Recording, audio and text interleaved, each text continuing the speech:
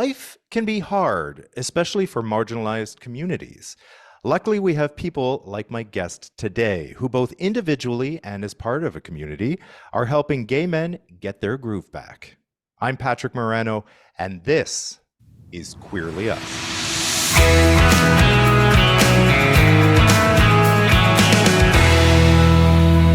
He's a gay men's life coach at Willis Moo Coaching, co-host of the Gay Men Going Deeper podcast, and community leader in the Gay Men's Brotherhood. He specializes in dating, sexuality, and building genuine self-confidence. His mission is to elevate the conversations gay men are having about sex, dating, and relationships. Welcome to the show, my friend, Michael DiIorio. Michael. Thank you, Patrick. Yeah, welcome to Queerly Us. Thank you for having me. This is great. It's nice to see you again. You must spend most of your life doing podcasts because you guys have your own podcast too. So this is like, okay, another one. No, this is much better because I am not the host. And so I love just showing up, being a guest, and then wiping my hands of it. Well, so do you feel pressure hosting a podcast? When I'm hosting, yeah, I do because it's mine. And, I want to make sure that we're giving the audience, what they want to hear and doing the best job possible. Yeah. So, well, then let's start there. Let's talk about the podcast that you guys have, Gay Men Going Deeper. Tell us a little bit about it. Yeah, so Gay Men Going Deeper is with myself and Matt Lancetal. He's another life coach based in That's Calgary, how you say Alberta. his last name. Oh. Yes, and mine is DiIorio. Oh, what did I say? DiIorio. DiIorio? Yes. There's no L? No, it's a capital I because you understand the Italian. It's D-I, capital I. Oh, yeah. God, I always thought it was an L. Everyone does that. It's okay, that was an honest mistake. Come on. Yeah, it's fine. No okay, problem. All right. Wow. Okay, go on. Hard last names all around.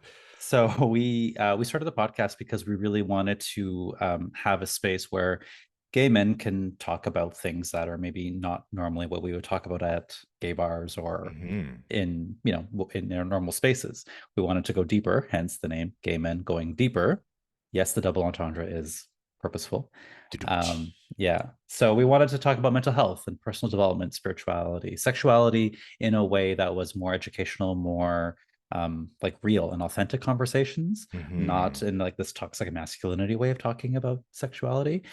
And so we just started, and like as we came up with topics, Patrick, there were so many things like, oh, we need to talk about that, and oh, we need to talk about that. And even if the things we're talking about are personal development or mental health, we look at it from a very uniquely gay lens, which is really important. That's right. I find content-wise on my own end, there's always something to talk about. So, I mean, I think when you have a message like you do, and you're a creative person and you're really involved in your work, that the topics just show themselves. Do you get people that suggest topics as well? All the or time. Ignite something in you? Yeah. So we have the Facebook group as well, the Gay Men's Brotherhood. Right. And we get a lot of ideas from there. So there's over 7,000 at this point, guys, in that group. And so we just like to peek in. What are they talking about? What are the posts that are getting some juices flowing? What are the hot button issues? Those are my favorite. And we just talk about them. Yeah. You have so many plates spinning at once. I don't know how you do it. I mean, as a content creator myself, sometimes I feel overwhelmed. And then I go over to your Instagram and I'm like, he's got a podcast and he's got Willis Moo Coaching and he's got all of these things that are going, and you have retreats and all of these things. Tell us about Willis Moo Coaching. Yeah, Wellismo Coaching is my baby. It's my company where I do my one-on-one coaching. So this is where I work with clients one-on-one. I actually also now I've gone into groups. So I do a shamelessly gay men's group as well. And it's where I get to have the direct impact that I want to have. On a podcast, I don't get to have that direct impact with the audience. In the Facebook group, besides commenting on posts, we don't have the direct impact. But what I love the most is working with people, one-on-one or in a group scenario, really affecting change in their lives. So when you do your group work, is it in person? No, the groups are all virtual for now. Okay. We will be doing some in-person stuff coming up. Well, no, yeah, that makes sense. Because I was going to say you would have to be living in the city to attend these. That wouldn't be fun for somebody who lives in a different city and they want to participate. I hear it both ways, Patrick. Some people want to do it in person, and I get that. But there's an energy exchange there that's really important. For sure. But for a lot of people that live in rural areas where they have no access to anything gay, these virtual groups are so important to them because it's the one time they can actually connect with other gay guys, period. No, let Yeah. alone authentically, just like have any connection with a community. It's hard. I feel, well, I think, I won't speak for you, but it's hard for somebody like me sometimes. I don't think about that because I've been out for so long and I'm so loud and I live in such a big city that it's like the thought that somebody lives in the middle of nowhere maybe and doesn't have any gay outlets, I'm that's sure a someone thing. is listening to this and watches your channel that is not from a big city, and they For sure. probably feel so connected to the community through your content, for sure. Yeah, for Yeah. sure. Oh, so okay, I brought up your Instagram before. You talk about lots of different stuff on there. I was seeing body positivity, poppers, how to navigate grinder, the importance of jerking off, fuck buddies, libido. So my question is, why do you think it's important for us to talk about sex? Yeah, great question. Because we're human and it's a natural part of being human. It's the same thing like we talk about food because we're hungry and we're humans with appetites. A lot of space gets dedicated to talking about your diet, how you're eating, what you like, what you don't like. Sex is very much the same way. It's a very natural human thing, and it's a beautiful thing, in my opinion. And I think sometimes the conversations that we have about it are really wrapped up in a lot of shame Yes. because of the culture we were raised in, this Puritan kind of culture, and also because of the gay thing, right? For a lot of people, their gay identity was initially wrapped up with a lot of shame. So sex is usually not talked about in the most open, non-judgmental, healthy ways a lot of the time. And that's part of my mission is I really want to start talking about things out loud in a way that is fun still, but also educational and informative and without the judgment and shame. Yeah, you are singing my, no, what's the expression? You're chirping my, no, you Singing my are. tune? Yeah, is that it? I don't You're know. singing my tune. I think so. It's the same for sure. Like it's so wrapped up with shame and people don't want to talk about it and puritanical and religion and all of these things. And it's just like what I try to do is, bring it with a sense of humor, but it's educational. But I'm talking about it openly and honestly, but with, Yeah. and I feel that there's a lot of similarities that way. What would you say? So, but in that vein, I get comments. I don't know if you do. Tell me if you get these comments where people are like, "You're giving gay people a bad name." Do you get Yes. that?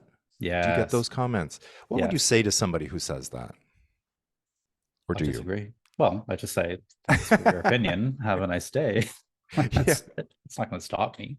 I know, I know. Um, yeah, I think that I can see where they're coming from because the gay community already has such a reputation for being hypersexual, for being all about sex and only about sex. And so here I Right. am still talking about sex. But I don't think the answer to that hypersexual trope is to stop talking about it. I think that doesn't solve the problem. I think it just pushes it further into the closet, and Lord knows we don't like that. We've already been there. Yeah. Yeah. Um, are you a slut? Yes, proudly. I take that word and I would wear it with honor Yeah. because to me, what you might call a slut or what someone might call a slut, I would call sexually empowered. I love sex, not ashamed of it. I have sex, not ashamed of that.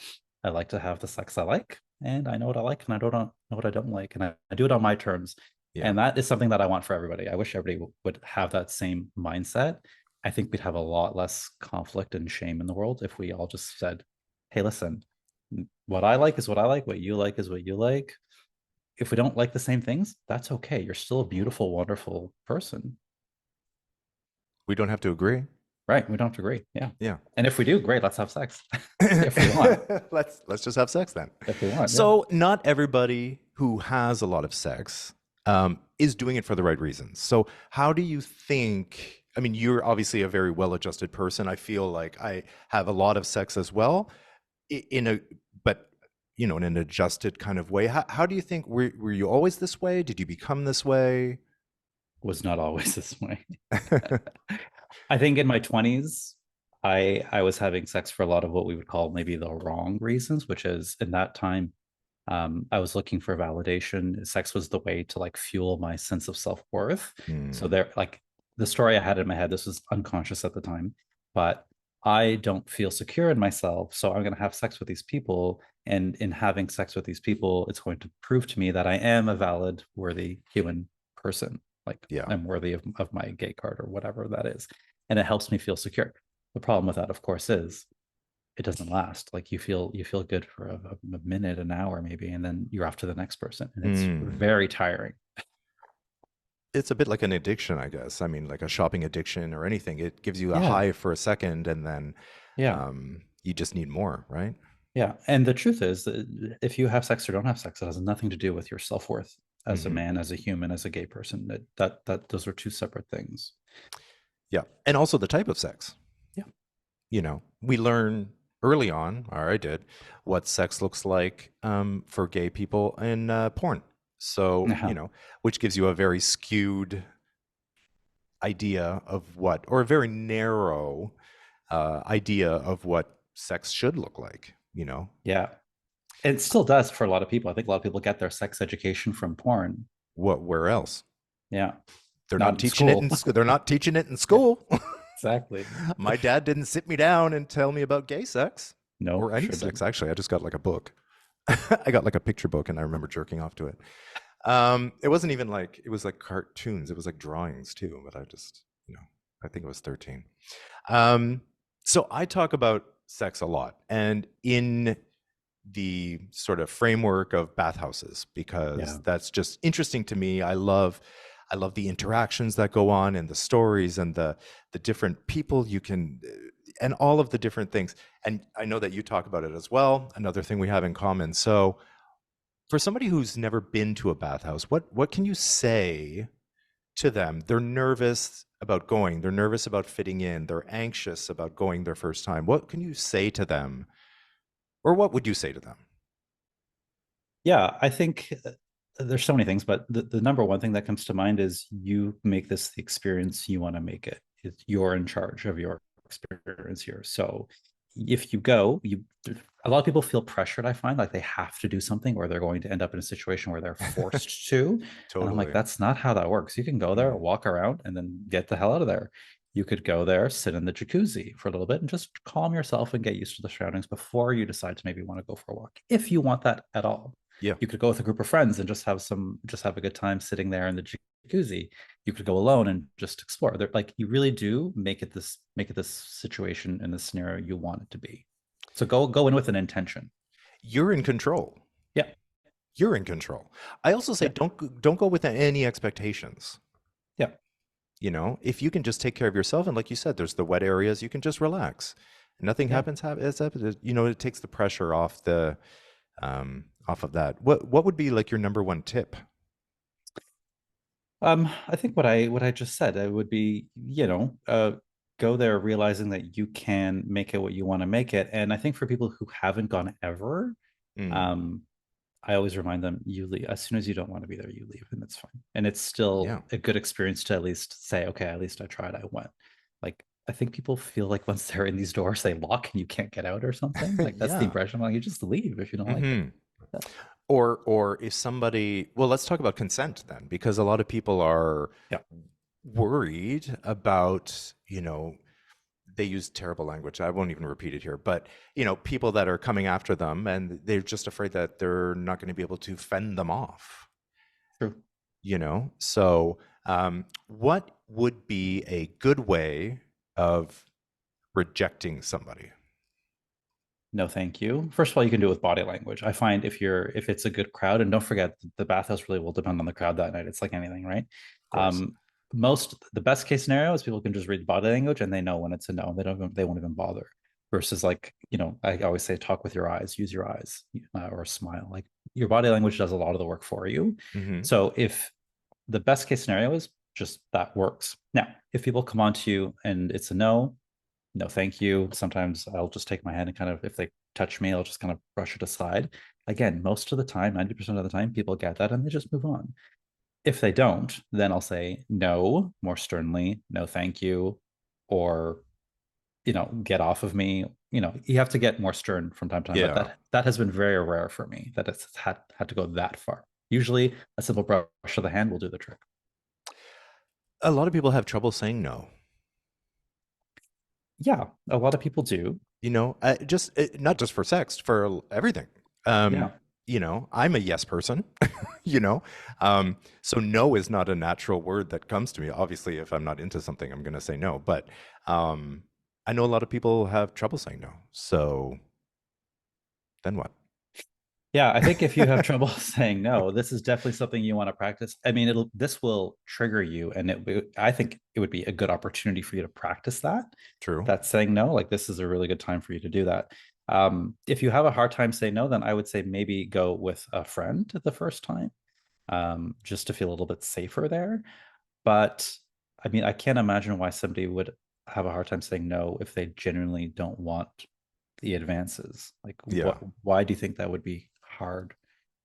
Well, and I've gotten comments where people tell me stories and they're, oh, I went to the bathhouse and this guy was following me around and I said no and I pushed him and he kept following me and they just get really upset and they don't know how to I suggested to talk to management at that point. I Yeah, mean, if they're really harassing you, I mean, at yeah, some point, right? yeah, absolutely. There are people there. There's a staff there for a reason, and if it gets that bad, of course, yes, talk to them about that for It sure. should be a safe space Yeah, I have not for had that people happen to, to me personally, thankfully. yeah. Yeah, So on the flip side of that, then approaching somebody, what's a good technique for approaching somebody that you're interested in your opinion, eyes, or that what works smiles. for you? Yeah, eyes. My Smiles. my eyes do all the talking. My Yeah, smile. Just looking at body language, like really reading the subtleties of our natural human kind of communication, right? yeah. That generally works. Walking up to them, slowing down, making eye contact, like prolonged eye contact as you're walking by, a little smile. I start with a little touch, maybe. So a little graze of like a leg or a butt or whatever part. And then waiting for the yay or nay. So not that they're going to say yes or no, but like, they either won't stop you or they'll start doing the same back to you. If it's a brush of the hand or if they're kind of really stiff and they're not feeling it, then I just move on. I say, okay, this is not kind of what I want because I don't want to just Hmm. touch someone like they're a statue. I want some reciprocity. Yeah, for sure. I if I don't get the green light pretty quickly and pretty obviously, then I Yeah, just kind of move on because I'm not interested in right. like, I think a lot of people are like that though, which is why yeah, it surprises me when people are like not getting the point. Although I have had that, and I'll have to say no, like very sternly no. But most people will give the green light. yeah. Well, there could be substances Mhm. involved as Yes. well, so that happens a lot of times. So what do you say for somebody who's like afraid then of catching STIs? Because a big thing that I hear about all the time is I don't want to go to a bathhouse because I don't want to leave with full-blown AIDS. Which is the most ignorant. I know, trust me. Full blown, full blown. They Full blown. walked in negative and they left full blown. Yeah. So let we don't even have to go into how stupid that part of it is.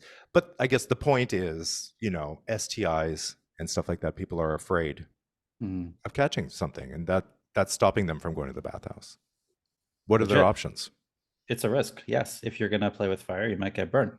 Sex is a risk, right? Yes, of course. Bathhouse or Always. otherwise. Yeah, any kind of sexual contact is a risk. So I would say your work is to not make the risk go away, but Mm-hmm. there's ways you can have safer sex. Yes, there's things you can do to mitigate the risk, but it will always be there. And Mm-hmm. so your work is really to understand what the risks are, Mm-hmm. choose how you want to mitigate them, if at all.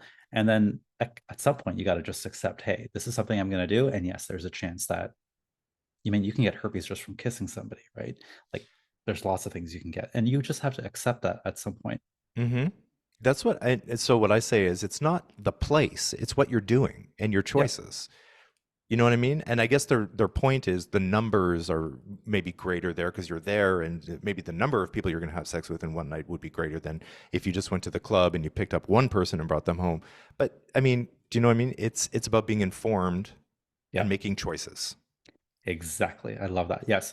That's why I like to talk about the education piece, which is like make sure you know what you're like, what the risks are.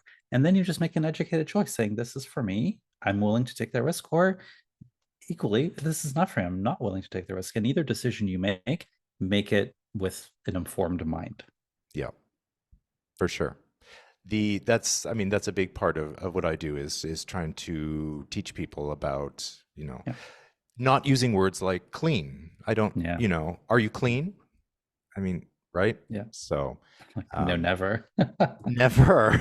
Yeah, so something else that I would recommend for people who might be a little bit nervous of going to a bathhouse or gay sauna in their own city is I personally find it's easier for me to do it not in my city. So even though Steamworks is, Mm, a 10-minute walk from me, I have yes. much more fun and I find I loosen up a lot more when I Mm. go to another city to do it. And So what's that about? that's just for me about the fact that, hey, listen, I mean, I live in the village, right? So like most of the guys that are there, I probably have already seen them, hooked up with them, seen them on Grinder, rejected them on Grinder, and I just don't want to have to go through, or it might be a friend or someone that I don't necessarily Hmm. want to see in that environment. So a lot of what keeps me from going here in Toronto, and I don't really actually go that often to Steamworks, is that. And I'm like, I don't want to have to talk to people and see people I know. Like, it's just not my jam. If I go for me, I like the anonymity of it, Yeah. um, and I don't want to have to get stuck in like, oh yeah, there's that guy that I hooked up with that I don't want to hook up with again, or there's the guy that rejected me on Grinder, and I don't want to deal with that. Yeah. So it sometimes is a lot easier to have that anonymity. Well, that's the idea of the bathhouse, I guess, is supposed to be. I mean, you have all the cabins and glory holes and all the maze and the dark rooms. And I mean, it's set up to be anonymous. But yeah, I mean, for sure. If it's in your city, then. Yeah. And plus, you're going to get more action if you're out of town and you go to a bathhouse. I mean, you're new meat, Yeah, totally. right? Yeah. So I think that that would help someone who maybe wants to try for the first time. I find when I ask people why don't you go, it's a lot of that. Like, oh, what if my coworker's there, or what if someone I know Mm, was there? And I get that. yeah. I get that. That's not really hot necessarily. It's like, oh, Yeah. well, Yeah. I know somebody that was there and they saw their doctor. yeah. So, I mean, like, They might even say less. their life coach. Even less sexy. Totally. Yeah. Well, let's circle back then to Wellismo. Yeah. If I, who would be a client? Who would be somebody if somebody's watching this and they're like, I wonder if that would be good for me? Mhm. What is a good, what is the type of person that would benefit from coaching? So many. I would say if you are the type of person who has been living a pretty good life and things are going well, but you really want to take things to the next level, maybe there is certain areas of your life that you find particularly challenging. For a lot of my clients, it's dating and relationships. That tends to be the one sticky spot. Like their life is Mm, really good all in all these places, but their dating and relationships just isn't quite there. yeah. Those people, please come to me. I love kind of getting to the core root issues. And usually it's pretty, it is related to the gay thing, and communication as well, how we communicate our feelings, our emotional intelligence. Like it's some pretty deep stuff that we work on. But coaching is really more about forward forward thinking. So it's like, okay, here's where I am, here's where I want to be. How do we get there? It's not quite the Mm, same as therapy, where we're going to be spending a lot of time in the past. We do talk about the past, but not as much as we talk about.